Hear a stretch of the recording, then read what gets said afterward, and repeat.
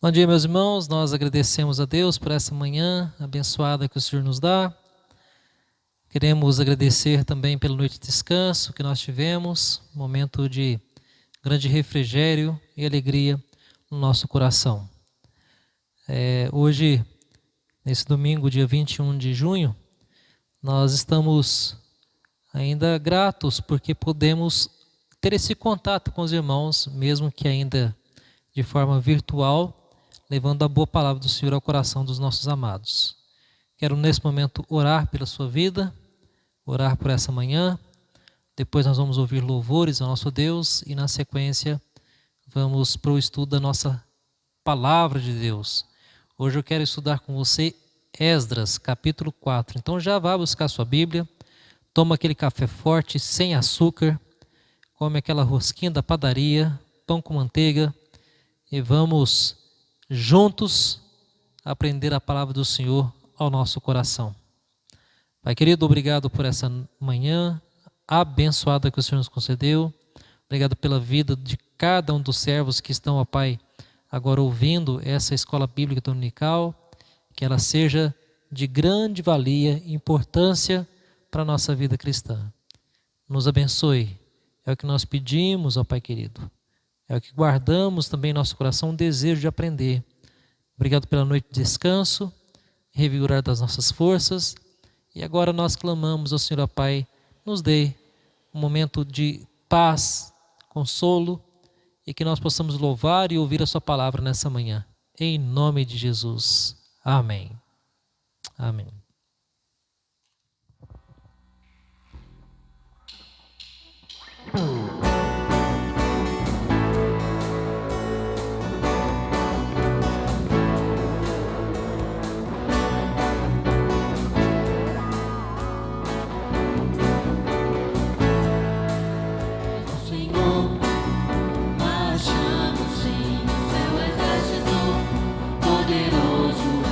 Sua glória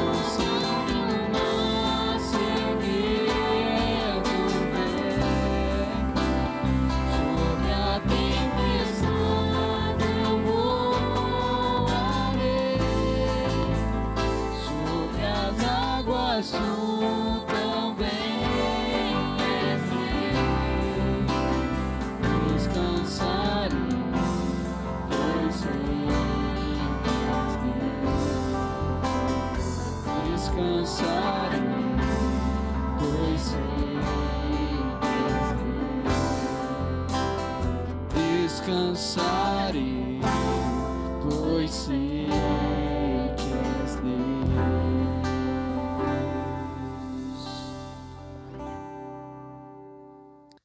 Irmãos, nós vamos hoje estudar Esdras, o Esdras, né? Capítulo 4.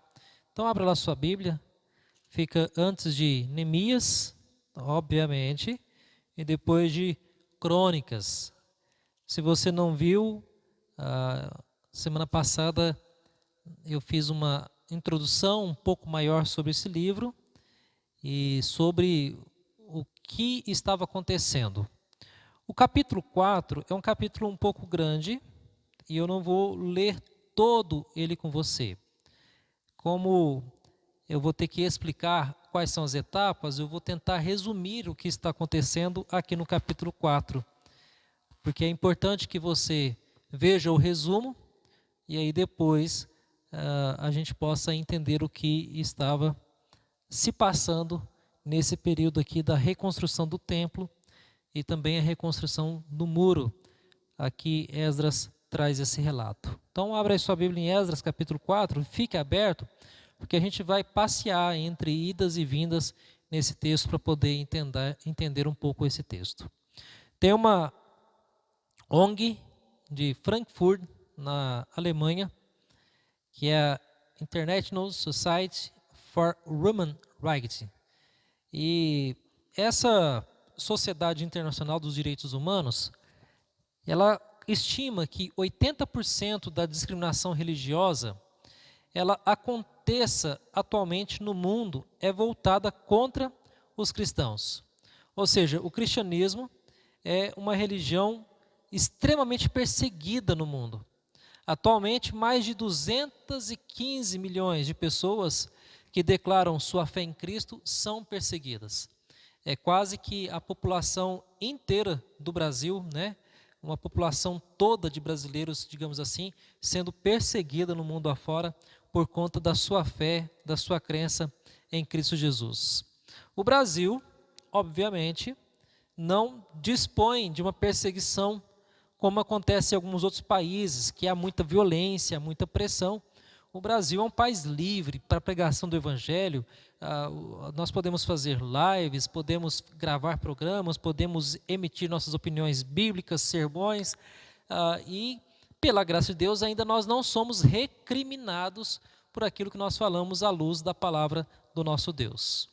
Mas não é assim em todos os locais do mundo. Existem locais em que a palavra de Deus, em que pregadores não podem expor, falar as suas opiniões, defender a sua fé. Imagina postar alguma coisa em Facebook, então, até porque há uma perseguição e uma vigilância sobre postagens, Facebook, até WhatsApp em alguns países, por conta da proibição de se falar em Deus ou em Jesus Cristo. Voltando aqui os nossos olhos para Esdras, e eu estou falando dessa perseguição que acontece hoje aos cristãos, porque Esdras vem relatar também um período de perseguição. Aqui nós estamos 70 anos após o cativeiro, os judeus estão retornando para Jerusalém, e exatamente no tempo em que Deus havia proferido por boca dos seus profetas. Então não há novidade para nós, mas para o povo judeu, é de fato uma grata surpresa ver que Deus cumpriu fielmente todas as suas promessas. Esdras, no capítulo 2, ele faz uma lista de pessoas que retornaram para Jerusalém. Jerusalém está destruída, os muros estão derrubados, o templo está totalmente destruído também. Tanto é que foram levados os utensílios para a Babilônia, ficou guardado, Deus guardou por 70 anos, ao ponto que depois foi liberado para poder trazer, inclusive, os utensílios do templo. Os irmãos se lembram disto pela história. Se não se lembra, veja o vídeo da semana passada da Escola Bíblica Dominical, que você vai entender um pouquinho mais o que aconteceu.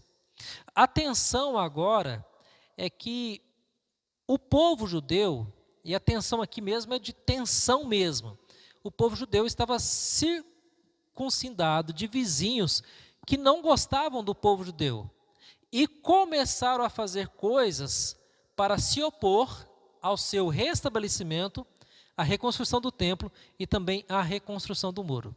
Então o capítulo 4, ele começa do versículo 1 ao versículo 5, falando da oposição que houve no início do retorno dos judeus para Jerusalém, ainda no tempo de Ciro e Dário. Depois, o versículo 6 e o versículo 7 vai resumir uma oposição que ocorreu num tempo mais à frente, quando os muros de Jerusalém estavam sendo reconstruídos. E isso foi no tempo de Assuero e Artaxerxes. Então, Esdras capítulo 4 vai trabalhar duas linhas de tempos e dois episódios na história. Um episódio é a reconstrução dos muros, que vai ter oposição, e o outro episódio é a reconstrução do templo, que também vai ter oposição. Se você olhar depois do capítulo 4, do 8 ao 23, tem uma longa carta para Artaxerxes, né, nome difícil, como exemplo de perseguição ao povo judeu que aconteceu nesse período posterior à reconstrução ali do templo. Por fim, retorna a narrativa de novo com relação ao período de Dário, lá no Esdras, capítulo 4, versículo 24. A gente vai ver tudo isso com calma no decorrer do estudo dessa manhã.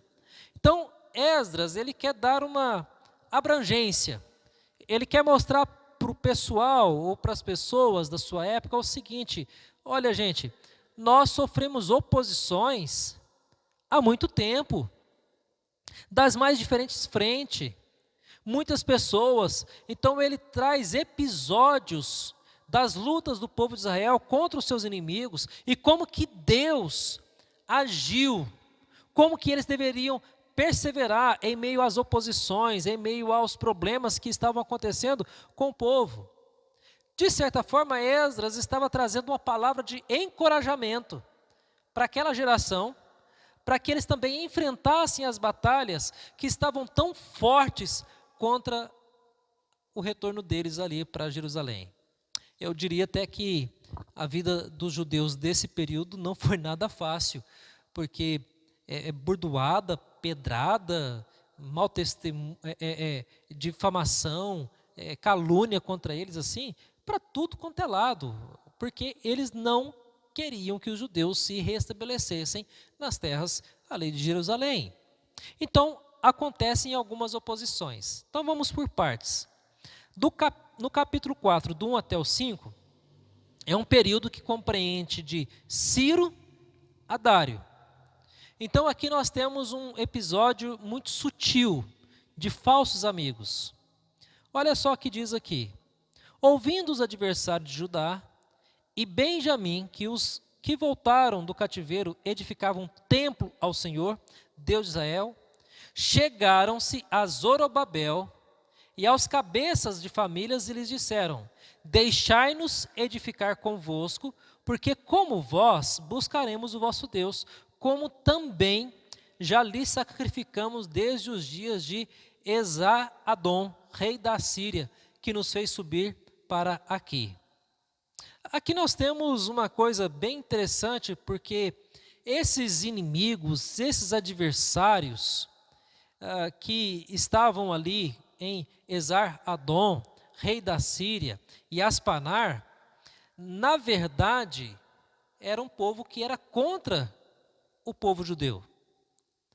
E o fato inusitado é que eles se propõem a ajudar os judeus a reconstruir o templo. Opa, até parece que são amigos de verdade. Mas na verdade aqui são inimigos. Porque o que eles não querem é que o templo seja edificado. Olha o versículo 3 agora. Porém, Zorobabel, Jesua e os outros cabeças de famílias lhe responderam: não tendes conosco na edificação da casa do nosso Deus. Nós mesmos, sozinhos, a edificaremos ao Senhor, Deus de Israel, como nos ordenou Ciro, rei da Pérsia. Então, agentes da terra desanimaram do povo de Judá, inquietando no edificar. Alugaram contra eles conselheiros para frustrarem o seu plano todos os dias de Ciro, rei da Pérsia, até o reinado de Dário, rei da Pérsia. O que acontece aqui? eles diziam que eram obedientes à lei de Moisés, que obedeciam à lei, que sacrificavam a Deus, mas era tudo mentira. Eles eram idólatras. Eles estavam na região da Samaria. Eles eram contra o povo de Deus. Se você ler em 2 Reis 17:33, você vai ver que o povo ali era contra o povo de Deus. E permitir que eles ajudassem na reconstrução do templo e adorassem a Deus, era na verdade dar uma brecha para o pecado, para o inimigo e principalmente para que entrasse no templo que fosse reconstruído a idolatria dos samaritanos. Nesse período, o povo de Samaria, eles tinham uma forte idolatria. E aí qual seria a questão? Se eles participassem da reconstrução, eles poderiam dizer o seguinte: olha, nós ajudamos, nós temos direito tanto quanto vocês, porque nós ajudamos vocês. O que acontece? Zorobabel olhou aquilo, conversou com os outros e percebeu que aquilo era uma estratégia maligna. Eles queriam se infiltrar dentro do povo de Israel para poder depois propagar o seu paganismo. O paganismo, nesse caso aqui, é outros deuses, uma adoração que não é de fato somente ao nosso Deus. E sabe o que os líderes fizeram? Prontamente e enfaticamente rejeitaram a oferta de ajuda, porque eles sabiam que a adoração diversificada daqueles povos poderiam trazer prejuízo para os judeus depois de um tempo. É isso que acontece às vezes, meus queridos, até nos dias de hoje, porque pessoas que parecem amigas, às vezes querem nos oferecer coisas para depois inserir os seus pensamentos heréticos, seus pensamentos errados na casa do nosso Deus. Aliás, se nós pararmos para pensar, a rejeição de fato foi uma rejeição perigosa, porque os israelitas estavam voltando e eles não tinham condições de entrar numa batalha, eles estavam vulneráveis, estavam fracos. Talvez pensando por algum lado, humanamente falando, seria legal, bom ter uns ajudantes fortes, uma nação mais imponente, com mais riqueza, com mais dólar no caixa, para ajudar a gente agora que a gente está falido. Mas eles entenderam que se abrissem essa brecha para esse tipo de comportamento, depois eles teriam um problema com pecados maiores junto ao povo de Deus. Meus irmãos, nós temos que ser atentos, porque às vezes o diabo oferece algumas circunstâncias, algumas coisas, algumas brechas que nós abrimos e depois não há como fechá-las. Percebam que nesse caso aqui, eles entenderam que era melhor servir e agradar a Deus do que a homens. Porque ao negar ajuda, aqueles homens ficaram muito desagradados, ficaram extremamente bravos, eles queriam agora prejudicá-los em toda e qualquer circunstância. Mas o mais importante para o povo judeu naquele momento do que buscar ajuda de povos vizinhos era encontrar refúgio em Deus, mesmo que isso pudesse trazer alguns prejuízos materiais. Aí você vai perceber que de fato as intenções dos inimigos no 4 e no 5 não era de adorar a Deus, era para frustrar mesmo, era para poder acabar com a reconstrução do templo. A ideia deles era uma ideia perversa de se infiltrarem para acabar com toda a reconstrução do templo. Possivelmente aqui nós vamos perceber que houve um certo sucesso depois do ataque, porque temporariamente eles conseguiram desanimar as pessoas e elas ficaram 20 anos sem nenhum trabalho na reconstrução do templo, até que no segundo reinado de Dário, os profetas Ageu e Zacarias encorajaram os israelitas que estavam desanimados para reconstruir o templo no segundo ano do rei Dário. Então, Ageu 1 registra isso. A reconstrução vem depois de 20 anos, porque eles foram desanimando de tantas oposições, tantas pessoas que estavam contra, não deixaram com que o inimigo se infiltrasse, o inimigo atacou, mas eles não desanimaram, apesar de ter passado tanto tempo de fazer a obra da reconstrução do templo. Aí agora, a partir do versículo 6, muda um pouco de cenário. Primeiro cenário é de Ciro a Dário. O cenário agora é de Assuero até Artaxerxes, nome complicado. E aí, essa oposição, que foi temporariamente levantada, ela acabou sendo bem sucedida. O que aconteceu aqui nessa sessão? Agora o foco não é mais a reconstrução do templo, agora ele está falando da reconstrução dos muros. Percebam que o cenário mudou. Ele estava falando sobre o templo, que tentaram entrar pessoas infiltradas e que essas pessoas infiltradas trariam problema, então eles rejeitaram. Ok, houve oposição, houve ataque. Eles pararam a reconstrução do templo. Por 20 anos, Ageu e Zacarias se levantam por Deus. Deus os levanta para que eles estimulem o povo para que possam reconstruir o templo. O templo é reconstruído. Agora nós vamos voltar e agora a um outro reinado. Assuero está reinando. Artaxerxes está reinando. Agora o foco é a reconstrução dos muros, não é mais o templo. Os muros estavam caídos, agora os muros estão sendo refeitos. Então o desafio de Esdras e Neemias foi reconstruir a cidade, suas muralhas, e isso vai ser no tempo de Artaxerxes. O capítulo 6, do 7 até o 8, você vai perceber ali, nos dias de Artaxerxes, rei da Pérsia. Então aqui o rei da Pérsia, agora é um outro cenário, e Neemias, depois de uma década, eles chegam nesse período para reconstruir, para poder finalizar, e anos depois só é terminado com o reinado de Ciro e Dário. Então aqui nós vemos que uma oposição à reconstrução é levantada.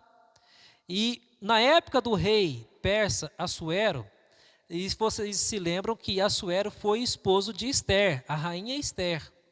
Então aqui nós estamos falando de uma parte cronológica bem entrelaçada. No meio dessa história da reconstrução, que é uma reconstrução altamente teológica, porque Ester também entra nessa questão, ela acaba intercedendo pelo seu povo. Esdras então confia que da mesma forma com que foi erguido o templo em várias tentativas, e Deus os abençoou, também os muros seriam levantados, porque Deus os abençoaria. A ideia aqui, meus irmãos, é que Deus abençoou Israel para que superasse os inimigos na reconstrução do santuário e vai abençoar também na reconstrução dos muros. Por isso que eu disse que essa é uma palavra de encorajamento, é uma palavra de motivação. Esdras está dizendo, gente, não desanima não, tentaram impedir a gente lá na reconstrução do templo, nós paramos por 20 anos, mas agora é do muro, eles estão novamente se levantando, vamos conseguir. A ideia é que não há descanso para quem é povo de Deus, há muita animosidade entre Israel e as outras nações. As pessoas que não confiam em Deus são contra o povo que confia em Deus. Isso é um trabalho que está perdurando por séculos e hoje isso ainda acontece. Ou vocês acham, meus irmãos, que toda a oposição com relação à questão de vida, ser contra o aborto, a questão da sexualidade bem definida de gênero, homem e mulher, e as pessoas são contra, não é só porque é contra a igreja, é contra o nosso Deus. E vão se levantar contra a pregação fiel da palavra. E essa pregação fiel da palavra não pode deixar de existir por conta das pressões e oposições que aconteçam dos inimigos. E aí então começam a se levantar algumas situações nesse período. E dois aspectos. Primeiro aspecto, do 12 ao 16, nós temos acusações mentirosas. Os adversários de Israel começaram a abrir as suas caixas de maquinações malignas. Eles começaram a abrir as suas caixas para poder pensar estratégico o que nós vamos fazer contra o povo de Israel. Então, eles tentaram ludibriar Zorobabel, não conseguiu, porque eles tentaram ser adoradores e eles não são adoradores. Agora eles investem de forma ardilosa, de forma maldosa, buscando um impedimento legal. Vão entrar no STF. vamos mandar uma carta para o STF e o STF vai ser ao nosso favor. Então eles enviaram uma carta lá para o rei Artaxerxes, né? E ele leu a carta e eles levaram o seguinte: olha, essa cidade que está sendo reerguida é uma cidade rebelde e malvada. E eles afirmaram mentirosamente que vocês vão perder dinheiro, o rei vai perder dinheiro, e nós somos pela honra do rei. E de fato eles eram pela honra do rei, e não pela glória de Deus. Então esses homens recorreram a registros históricos de uma forma mentirosa, digamos assim, numa linguagem mais popular, eles recorreram a decisões históricas, eles recorreram a alguns outros artigos, algumas outras situações históricas para poder prejudicar o povo de Israel. E de fato isso acabou sendo alcançado por eles, infelizmente, naquele período. O argumento deles é que eles deveriam deixar de continuar a reconstrução dos muros. Meus irmãos, percebam que a estratégia, quando ela não dá certo infiltrando, o diabo ele vai atacar a igreja por fora. E foi isso que aconteceu. O diabo tentou atacar, chamando o povo de Israel de rebelde. É igual quando você chama o povo de Deus de um povo obstinado, um povo bitolado, um povo que não segue as leis do país. E eles tentavam de todas as formas cruéis e possíveis e até legais fazer com que a obra fosse parada. Ok, Artaxerxes foi convencido por esses inimigos. Tiveram um bom advogado, argumentaram bem lá no STF, fizeram um levantamento de documento, pegaram jurisprudências, levaram alguns exemplos de caso, e eles então conseguiram a decretação da cessação da reconstrução do que estava acontecendo em Jerusalém. E eles não poderiam reconstruir sem que houvesse outro sinal verde de Artaxerxes. E esse mesmo Artaxerxes é o mesmo rei em que Neemias é copeiro. Olha como tem a ligação agora, depois de um tempo. Ou seja, o impedimento abrupto da reconstrução foi o que fez com que Hanani levasse um relatório até Neemias do que estava acontecendo. Foi quando Neemias chorou, estava de semblante baixo, e o rei pergunta para ele: o que está acontecendo? O que você quer que faça por você? E aí foi quando ele pediu, depois nós vamos ver Neemias isso com mais calma, para que ele pudesse voltar para sua terra e reconstruir. Então perceba, meus irmãos, que apesar de toda a maquinação, de todo o processo de pessoas contra o povo de Deus, Deus depois abençoa, permitindo com que haja a reconstrução dos muros. O povo estava fraco, o povo estava debilitado, é verdade, mas o Deus de Israel não. O Deus de Israel é um Deus forte, é um Deus atento, é um Deus que vigia, que cuida e que está atento a todos os ataques dos inimigos ao redor do seu povo. Deus fez com que aquela missão que parecia impossível, ser possível novamente depois de um tempo. Foi isso que Deus fez. Deus moveu o coração de Artaxerxes para que ele pudesse ceder novamente à reconstrução de Jerusalém, dos muros. Essa é uma história para Neemias contar, que depois a gente vai ler Neemias também, que é quando ele vai e se levanta e tem uma mão, tem uma espada na mão e a pá na outra, é uma espada numa mão e a pá de pedreiro na outra, ou seja, eles reconstruíram porque Deus os abençoou. Agora, no versículo 24, a cena volta a Dário.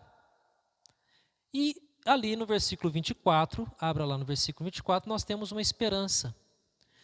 Cessou, pois, a obra da casa de Deus, a qual estava em Jerusalém, e isso até o 2º ano do rei Dário, rei da Pérsia.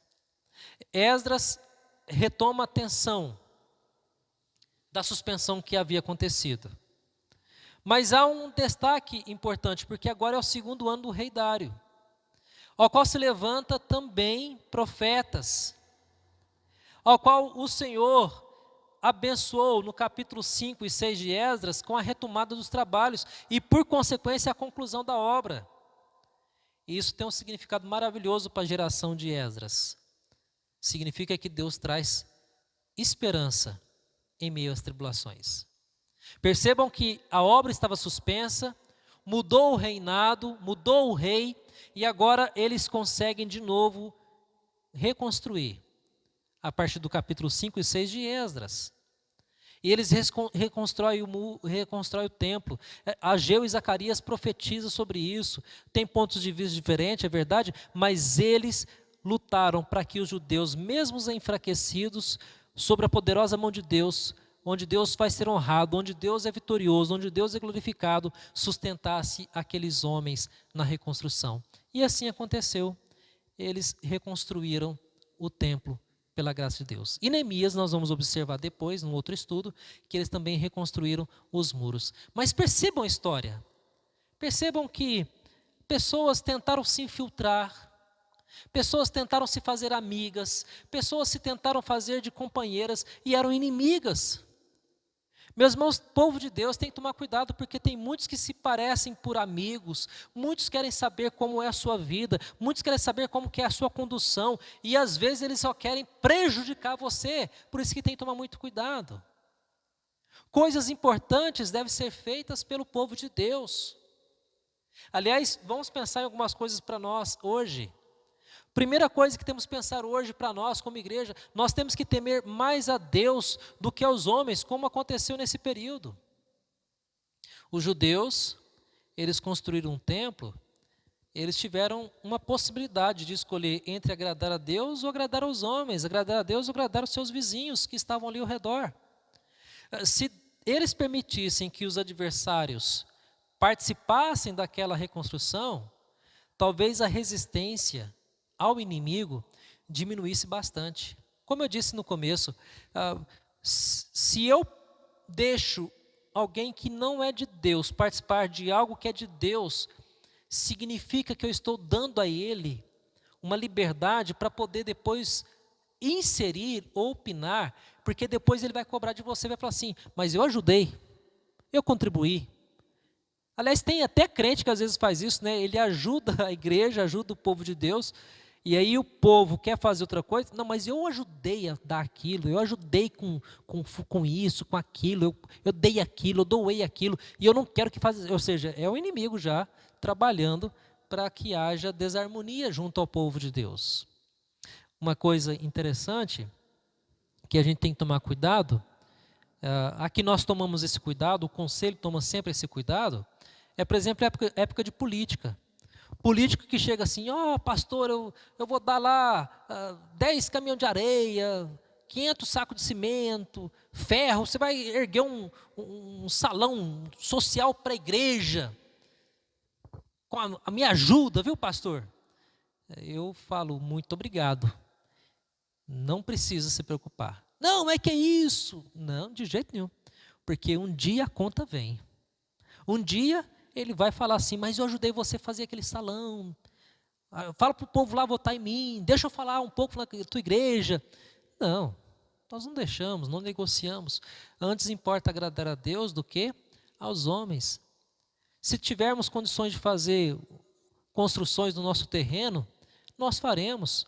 Se não tivermos, que demore 10, 20 anos, um dia Deus vai prover e vai ter uma construção. Nós não precisamos ficar dependendo de acordos de quem não é amigo de Deus, de quem não é servo de Deus. É diferente de alguém que é servo de Deus, que ama o Senhor, e fala assim, pastor, vamos construir, eu tenho um recurso, recebi uma bolada do governo aí, uma indenização, né, muito alta, vamos fazer algo? Não, é irmão em Cristo, ele está fazendo pela motivação correta, vamos trabalhar, vamos fazer junto. E mesmo assim tem que exortar ele para não tomar cuidado, para não achar que é dele. Porque se ele está dando para o Senhor, é para o Senhor. E para aqueles que administram a casa do Senhor. Então, nesse sentido, você vai perceber que nós precisamos agradar mais a Deus do que aos homens. Nós devemos satisfazer mais a Deus do que as pessoas que querem talvez se infiltrarem e depois trazerem maus ensinos, maus princípios, até heresias para dentro da casa do nosso Deus. Então a gente tem que lutar contra todas essas situações que hoje permeiam a igreja de Cristo Jesus também. Segundo lugar, tome decisões do jeito de Deus e não do seu jeito. Tomar decisão do jeito de Deus nem sempre é fácil e nem sempre é muito seguro. Por exemplo, nós não podemos esperar que o mundo responda bem à nossa fidelidade a Deus. O mundo odeia a Deus e sempre vai ter resistência em relação àqueles que amam a Deus. Um jovem que está na faculdade, que ama a Deus, ele vai ter resistência de professores, resistência de amigos. Sempre vai ter um professor engraçadinho que vai fazer aquela piadinha evolucionista. Sempre vai ter aquele que vai desprezar Deus. Deus não está no controle. Se tivesse, não teria essas calamidades, essas coisas. Sempre vai ter alguém tentando de forma sorrateira atacar o povo de Deus.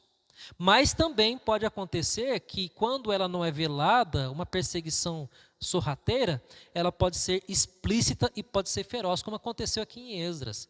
Primeiro tipo de perseguição, sorrateira, depois ela se tornou explícita. Eles queriam atacar o povo de Deus mesmo, queriam atacar o povo do Senhor. Um homem no trabalho que teme a Deus, ele pode sofrer retaliações. Por exemplo, não ser promovido. Porque o outro fulano, que vai e faz as mesmas coisas, participa das mesmas festinhas, tem o mesmo clube de conchavo, ele consegue às vezes as promoções. E o povo de Deus que está ali, é fiel ao Senhor, às vezes não consegue. Meus irmãos, acontece, às vezes as perseguições são muito sorrateiras junto ao povo de Deus. Mas a ideia é que fazer as coisas do jeito de Deus e não do nosso jeito, às vezes tem um preço a ser pago. E nós temos que estar dispostos a pagar o preço de sermos fiéis ao nosso Deus. O sofrimento em decorrência da fidelidade de Deus faz parte da vida cristã. Jesus enfrentou oposição, os apóstolos foram difamados, foram perseguidos, foram mortos, cerrados ao meio, enterrados de cabeça para baixo, crucificados de cabeça para baixo. Ser cristão é um negócio altamente perigoso, principalmente em alguns países. Ser cristão às vezes envolve insultos, calúnias, difamação, pessoas dizendo mal, olha lá o crente, ou o pastorzinho, ou o crentezinho. Então as pessoas sempre vão tentar atacar aqueles que seguem a Cristo Jesus. No entanto, nós não devemos desanimar. Abra sua Bíblia em João 16:33, só para a gente poder deixar registrado nessa lição pela manhã da nossa IBD, o que Jesus nos fala. João 16:33, ele diz assim: essas coisas vos tenho dito para que tenhais paz em mim. No mundo passais por aflições, mas tende bom ânimo, eu venci o mundo. Mateus 5, quando Jesus está falando das bem-aventuranças, se você voltar os seus olhos lá para Mateus capítulo 5, versículo 11 e o versículo 12.